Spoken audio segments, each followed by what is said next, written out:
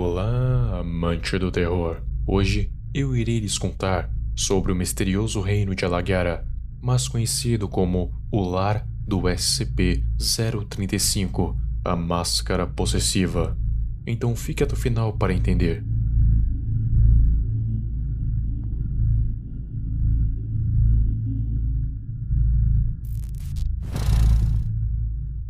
Antes de falarmos sobre Alagara em si, precisamos falar do SCP em que ela está contida, o SCP-2264, a Torre de Martin.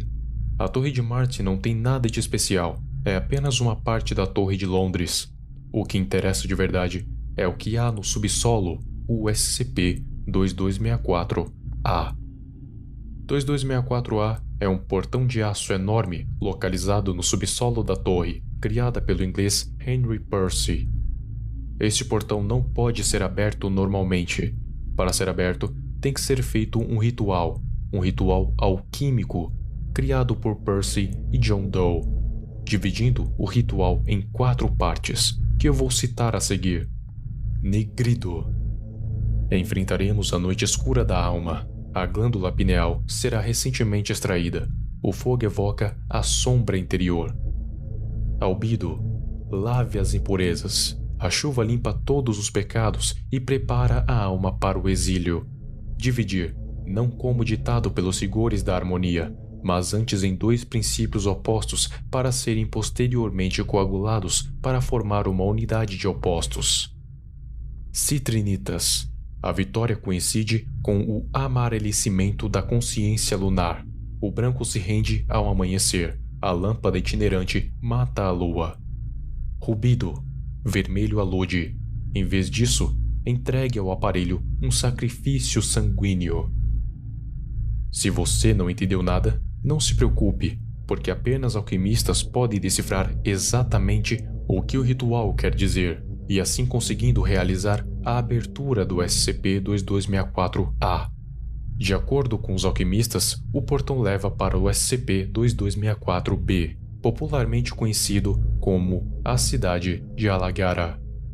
Alagara é um nexo extradimensional, não está localizada em nenhum espaço específico, consta como se ela nem existisse, ou seja, Alagara é uma dimensão entre as dimensões.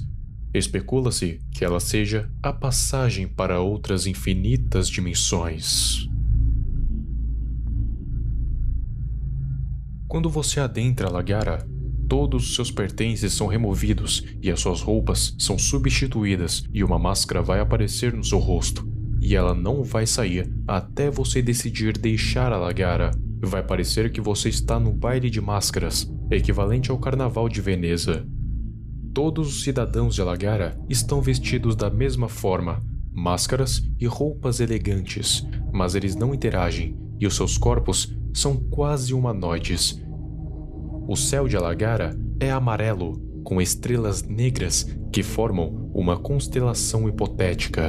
As construções de Alagara são feitas de um único material, e as únicas cores que estão presentes nessa cidade são o amarelo, preto, branco e vermelho.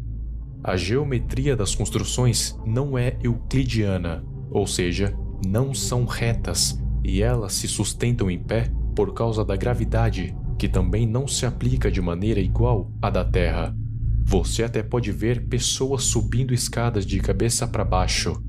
O ar dessa cidade tem um cheiro descrito como um mofo e flores secas, ou não muito diferente de livros antigos. O tamanho real dessa cidade não é conhecido, mas se sabe que é uma ilha contornada por um oceano negro, composto por uma substância mais viscosa que a água, desconhecida. Agora, você sabia que Alagara nem sempre foi desse jeito? Tem uma história parecida com a de Sete Além, um pouco menos pior, mas ainda assim foi terrível.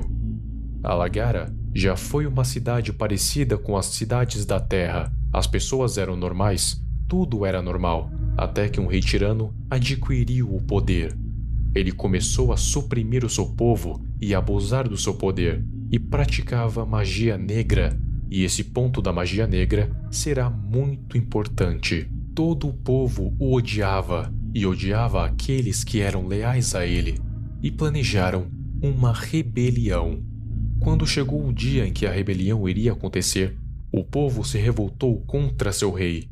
Atearam fogo no seu palácio, invadiram, mataram todos que eram leais a ele, inclusive os lordes mascarados de Alagara, seus conselheiros reais, e também mataram o seu bobo da corte, que eventualmente se tornaria o SCP-035. Para saber mais sobre ele, recomendo que assista ao meu vídeo do SCP-035.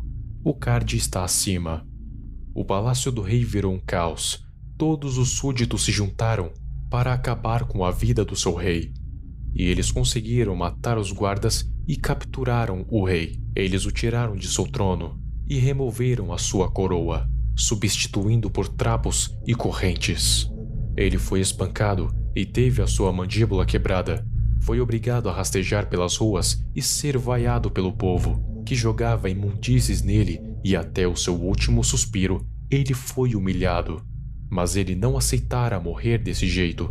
Então, mesmo com a mandíbula quebrada, proferiu palavras profanas, palavras que assustaram até o público, que gritou para silenciá-lo.